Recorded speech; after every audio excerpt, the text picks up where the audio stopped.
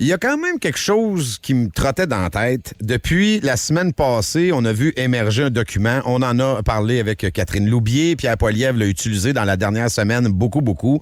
Le fameux document émis par le Bureau Horizon Politique Canada, qui est un organe gouvernemental sous la gouverne du Bureau du premier ministre, qui a sorti au mois de janvier. D'ailleurs, c'était resté quand même assez discret jusqu'à récemment. Ça faisait plusieurs mois que c'était sorti, cette affaire-là.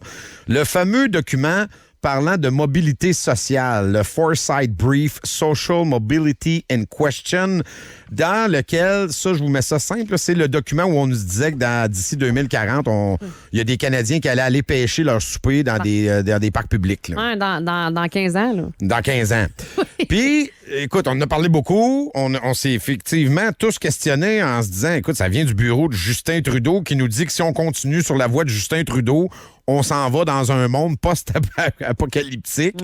Et déjà, ça, c'est bizarre. Mais au-delà de ça, j'avais envie d'avoir l'opinion d'un gars qui connaît l'économie. Ça tombe bien. Tous les mardis, on jase avec Vincent Gelozo de l'Institut économique de Montréal, également professeur au George Mason University.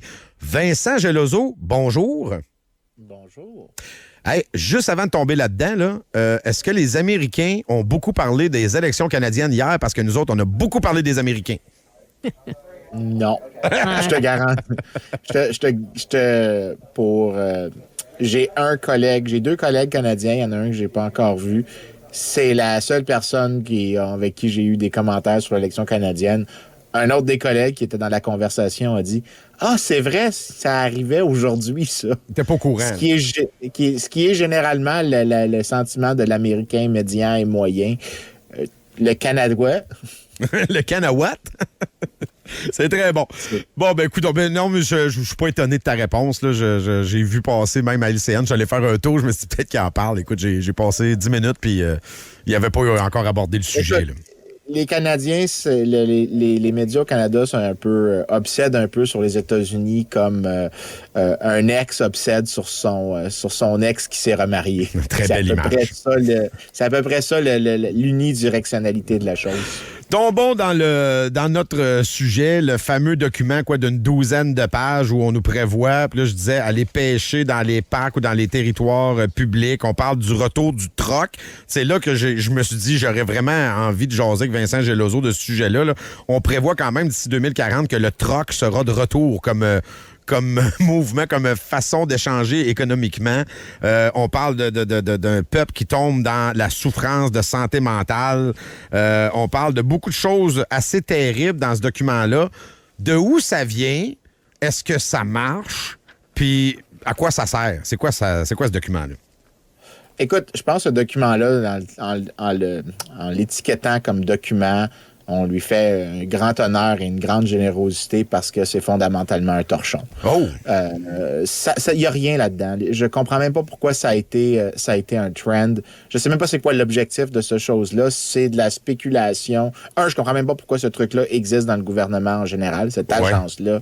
Mais c'est que de la spéculation, puis c'est basé sur une très mauvaise compréhension de la mobilité sociale au Canada. Donc, En gros, le document, pour un petit recap, ce qu'il dit, c'est que la mobilité sociale au Canada définit très, très loussement dans le truc, diminue, et donc, dans quelques années, on aura une société qui est largement... Où est-ce que si t'es né pauvre, tu restes pauvre, puis si t'es né dans le top 10% ou dans le top 1%, tu vas rester pour toujours dans le top 1%. C'est à peu près ça qu'ils disent. On n'achète plus de maison, on se fie sur les héritages. C'est un peu ça, là. Oui, mais l'affaire, c'est qu'il n'y a aucune donnée pour backer ça. En fait, voici ce que la littérature dit sur la mobilité sociale. Fait que, c'est quoi la mobilité sociale? La mobilité sociale, c'est la capacité à grimper dans l'échelle des revenus relativement à où tes parents étaient. Donc, C'est une première question. Donc, même si tu es aussi riche que tes parents, puis tout le monde reste aussi riche d'une génération à l'autre, tu peux changer de ton positionnement dans l'échelle. Ça, c'est une forme de mobilité sociale. L'autre forme, c'est est-ce que tu es plus riche que tes parents indépendamment de où tu as commencé. Ce que tu veux, c'est les deux. C'est donc que tout le monde est plus riche de génération en génération et où tu es né sur l'échelle des revenus détermine pas où tu vas grandir, où tu vas finir ta vie. Donc, si tu veux une bonne société, c'est une société qui a les deux types de mobilité sociale. C'est un peu, puis je simplifie, mais c'est le rêve américain, là, de dire tu peux avoir rien et finir avec quelque chose de beau, de grand si tu travailles fort. C'est un peu ça, là. Exactement, ça ressemble à ça, mais tu sais, ça fait plus partie de l'imaginaire américain, mais c'est pas un truc exclusivement américain. Il y a des sociétés qui exhibent des niveaux de mobilité sociale assez impressionnants et qui sont pas les États-Unis. Ouais. Le Canada, en fait, a été longtemps une société à haute mobilité sociale. Maintenant, qu'est-ce qui détermine la mobilité sociale? Il y a des choses sur lesquelles c'est très difficile d'avoir un effet immédiat. Ça peut être les réseaux dans lesquels tu as grandi. Est-ce que tu as grandi dans un endroit à haute opportunité? Est-ce que tu es grandi dans une région éloignée? Ces choses-là ont des variables. Est-ce que tu es né dans une famille où est-ce que les parents étaient abusifs, pas abusifs? Donc, des facteurs culturels, sociaux qui ont un effet qui prend beaucoup de temps à ajuster ou qui sont très difficiles à jouer. Puis ça, c'est effectivement vrai que si tu prends juste ces facteurs-là, ben tu peux pas faire grand-chose. Donc, tu sais, le pouvoir du politique est pas particulièrement important. Surtout si tu ajoutes à tout ça, tu crois que les gènes ont un gros effet, ben là, tu es en train de dire, OK, ça fige, puis on peut plus les bouger. OK, parce que tu ajoutes à ça la génétique même, là. Oui, parce que tu peux croire qu'il y a une partie de la transmission de conditions socio-économiques qui peut être transmise de parents à enfants. Le problème, c'est quand on regarde la littérature, peut-être qu'il y a un petit peu de tout ce que je viens de dire, mais il y a des bonnes raisons de croire que ça explique pas grand-chose puis que c'est pas aussi important que ce qu'on croit. Les raisons pour ça, c'est que si tu regardes, par exemple, à l'intérieur du Canada, l'intérieur du Canada, tu vas voir que la mobilité sociale diminue depuis les années 80, mettons. Donc, c'est ce que tout le monde va mentionner. Puis c'est une prémisse qui a l'air d'être dans le torchon en question d'Horizon Canada. Mais quand tu brises un petit peu la situation puis tu le casses par province, par exemple, il y a juste 3 provinces qui expliquent, qui ont du déclin par province. La Colombie-Britannique, l'Ontario puis le Québec. Toutes les autres provinces, la mobilité sociale, elle est soit stable, soit qu'elle augmente. Et elle augmente beaucoup. Par exemple, en Terre-Neuve, elle a augmenté énormément. En Alberta, elle a augmenté énormément. À Saskatchewan aussi. Et la raison que pour l'ensemble du Canada, tu as l'air d'avoir un déclin, c'est parce que les 3 provinces qui ont du déclin, c'est plus gros. Le Québec, l'Ontario puis la Colombie-Britannique, c'est les plus grosses. C'est de loin les plus grosses. Mais s'il y a des petites provinces qui ont réussi à avoir beaucoup plus de mobilité sociale, ben ça veut dire qu'il y a d'autres choses qui doivent jouer. Question qui me vient, là, est-ce que la grosseur de la population est un enjeu? T'sais, donc, tu me nommes les 3 provinces, oui, les plus populeuses, mais aussi celles qui ont accueilli le plus d'immigration là, lors des dernières vagues récentes. Est-ce que ça a un lien? Mais là, tu me dis ça remonte aux années 80. Les données que j'utilise tiennent compte de l'immigration. Okay? Donc, tu peux regarder l'immigration. Par contre, si tu regardes, par exemple, la mobilité sociale des immigrants, donc combien de gains de revenus ils ont X nombre d'années après avoir immigré au Canada, c'est le même pattern. Les immigrants font beaucoup mieux s'ils sont en Alberta, en Saskatchewan. Mais pourquoi? C'est là que j'essaie de comprendre. Parce qu'il y a plus d'espace, il y a moins de gens, il y a plus d'opportunités, il doit y avoir de ça. Ben, c'est là que les choses qu'on a un pouvoir dessus comptent. Les politiques publiques. Qu'est-ce que l'Alberta, la Terre-Neuve et la Saskatchewan ont en commun? Des politiques publiques qui, dans la dernière décennie, depuis les années 80, ont favorisé le développement des ressources naturelles, ont ouvert les marchés. L'Alberta, en fait, j'ai un article scientifique sur ça où est-ce qu'on évalue l'effet causal des réformes de Ralph Klein qui avait coupé les dépenses publiques, coupé les impôts, privatisé les sociétés d'État, libéralisé le secteur de l'énergie, coupé un paquet de réglementations, implanté une flat tax. Et ce qu'on voit, c'est que l'Alberta performe massivement mieux que si elle n'avait rien fait. Donc, elle avait continué comme elle était. Il y a eu des gains de mobilité sociale qui sont explicables par les réformes. Et ces gains-là sont tellement importants que ça me permet de dire que toutes les autres affaires qui sont mentionnées, des trucs plus déterministes, qui sont plus difficiles à changer, ils ne sont pas importants relativement à ce qu'on peut faire. Ouais. Donc, il y a des politiques publiques, il y a des choses parfaitement dans notre contrôle qui ne nécessitent pas de réinventer la roue, qui ne nécessitent pas des choses complètement débiles et de ne pas tomber dans une sorte de de pessimisme qui est celui de la note, il n'y a aucune raison de défendre ce qu'il y a dans la note. Ben, tu m'amènes, tu sais, le point de l'espoir, mais ce que tu qualifies de torchon, c'est voulu, là, c'est fait dans une optique où si tout continue et que ça va pas bien, on s'en va vers là. Est-ce que le constat peut être quand même vrai? C'est-à-dire, si on rajoute des politiques, des politiques publiques, si on n'exploite pas plus les ressources, si on a moins d'opportunités sur le territoire canadien, évidemment que ça va se dégrader. Ça se dégrade depuis les années 80. Oui, mais en même temps, si ce que je te décris dit que c'est des politiques publiques, c'est des choses qui sont dans notre contrôle. Ça veut dire que si on continue de faire des politiques publiques stupides, fine, le problème va s'empirer. Mais la réponse qui est déterminée dans cet article-là, qui était celui qui était mentionné, c'était que on peut rien faire. Il n'y a pas grand-chose qui est possible d'être fait. Non, en fait, la réponse est très simple. Tu fais des réformes pro-marché. En fait, il y a même une série d'articles qui commencent à sortir récemment qui dit que à peu près tous les pays que tu regardes, là, le gros du déclin de la mobilité sociale, parce qu'il y a un déclin dans les pays occidentaux, le gros, tu peux l'expliquer par une seule chose, et une seule chose seulement, qui explique presque quasiment tout, la réglementation sur la construction dans les villes. Puis c'est super important pour la mobilité sociale. Les villes, c'est des endroits à grande opportunité, c'est des endroits où est-ce que les emplois rémunèrent mieux, il y a plus de services, tu as plus de manières de t'informer. Si ton employeur ferme, tu peux plus facilement te relocaliser vers un nouvel employeur. Les chocs économiques sont moins dommageables dans les villes que dans les campagnes. Et donc, les gens sont plus résilients dans les villes, ce que tu donnes plus de mobilité sociale. Ben, quand tu empêches la construction, puis t'es Valérie Plante, parce qu'on va en taper sur une en particulier, si tu décides de bloquer la construction de 27 000 ou 30 000 ou 40 000 unités de logement, ce qui est à peu près le range de ce qu'elle a réussi clairement à bloquer directement, qu'on peut mesurer, on n'inclut pas l'effet indirect, ben tu rends Montréal inaccessible, tu rends des villes comme Toronto, les places à opportunité inaccessibles, et donc tu détruis la mobilité sociale. Et ça veut dire qu'on a la réponse. C'est triste ce que je viens de dire, mais en même temps, ça donne la réponse. La réponse, c'est il y a des politiques qu'on peut faire.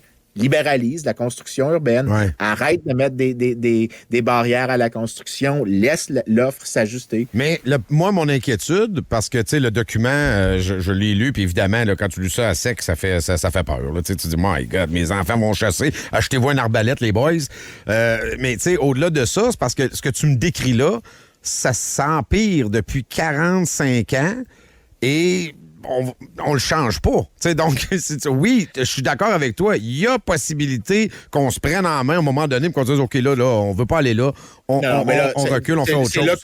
C'est là que je push back aussi. Quand je dis que la mobilité sociale au Canada a décliné, le déclin, là, c'est pas un déclin de 30-40 %. Tu prends toutes les statistiques, là, il y a peut-être une augmentation. Fait qu'il y a une possibilité même que dans les mesures qu'on a, qu'il y ait des augmentations, parce qu'il y a des débats sur la mesure. Mais mettons que je prends le pire déclin possible. Okay? Le pire possible. Ou est-ce que dans cette mesure-là, ce que tu fais, c'est que tu dis, combien des enfants, quand ils arrivent à l'âge de 30 ans, dépassent le revenu de leurs parents à 30 ans? OK? Ben, le Canada, en 1980, cette proportion-là, c'était 63 %. Donc, 62 % des enfants dépassaient le revenu de leurs parents quand ils arrivaient, à 30 ans. Puis ça, c'était le revenu de leurs parents, donc à la même âge que leurs parents. Pour les gens qui sont nés maintenant le plus proche possible, donc les adultes qui sont les comparables, donc tu prends le plus récent possible, le chiffre, c'est 58. 62, 58. Je veux dire, c'est quand même une baisse. Non, c'est ça. Là, c'est une baisse, là, mais à un moment donné, là, prends ton gaz On n'est pas à 20. On n'est pas dans une situation d'immobilité sociale. Là. Puis dans tout ça, il y a, comme je te dis, ça, c'est si je prends la pire des statistiques possibles. Il y en a quelques-unes qui montrent soit une stagnation, il y en a quelques-unes qui montrent peut-être une petite amélioration, mais rien qui suggère, rien. Tu prends toute la fenêtre des estimés possibles. Il n'y a rien qui justifie un déclin gigantesque. Donc, conclusion, mettons, là, c'est un document apocalyptique, mais on peut le prendre pour ce qu'il est, c'est-à-dire un avertissement. Non, moi, je le prends de la même manière que je prends une chronique de Patrick Lagacé. Je la prends pas. Je la prends pas. Très bon, très bon. Si ça avait pas publicisé sur les réseaux sociaux, puis que c'est pas littéralement mon domaine de recherche, j'aurais juste littéralement oublié. J'aurais juste jamais remarqué que ça existe. Ça reste skippé ça tout en n'oubliant pas qu'il y a des fonctionnaires à 150 000 qui ont travaillé là-dessus. Là. Ce document-là peut être ignoré. C'est du fear-mongering. Puis en disant ça, je le sais que j'ai l'air de dire, tu sais, comme quelque chose qui va contre le zeitgeist de l'époque. Puis que tu sais, en fait, quand j'ai dit ça, j'en ai parlé sur les réseaux sociaux, plein de conservateurs m'ont attaqué. C'est que, ben là, tu peux pas dire ça, là, que ça a pas diminué. C'est pas ça que je dis. C'est qu'à un moment donné, t'as pas besoin de trafiquer la réalité puis d'exagérer les choses puis de prendre des documents écrits par des gens qui ont clairement aucune connaissance de la littérature en question pour arriver à la conclusion. Tu peux facilement dire il n'y a pas assez de mobilité sociale au Canada sans dire quoi que ce soit à l'égard de la tendance. On veut plus de mobilité sociale. La mobilité sociale, c'est comme une des choses que on devrait vouloir que 100% des enfants, quand ils arrivent à 30 ans, fassent plus que leurs parents. On voudrait que 0% de où tu te trouves dans l'échelle des revenus, toi, soit déterminé par où tes parents étaient quand toi, t'es né. Ça, là, on est tous d'accord avec ça. Il n'y a personne gauche, droite, centre, planète Mars, planète Vénus, on s'en sac. Ouais. Si tout le monde est d'accord avec ça, tu n'as pas besoin d'inventer des statistiques, tu n'as pas besoin d'essayer de trouver des documents apocalyptiques. C'est littéralement presque le même... Je suis très cruel à l'égard de ce document-là parce que c'est comme si tu essayais d'embarquer dans une forme de théorie du complot. Oui, mais ce qui est weird, c'est que ça vient du bureau du PM. Ça vient du bureau du PM de Justin Trudeau qui n'a certainement pas aidé à la mobilité sociale. Ça, c'est l'affaire qui est bizarre quand même. Si ça venait d'un think tank obscur d'extrême droite, je dirais bon, OK, mais là, ça vient du gouvernement. C'est juste ça. Écoute, la source n'est pas importante ici, c'est qui s'en est servi. C'est plus qui s'en est servi. Et je pense que ceux qui s'en ont servi ne comprenaient pas du tout aussi mal, en fait, ceux qui l'ont écrit.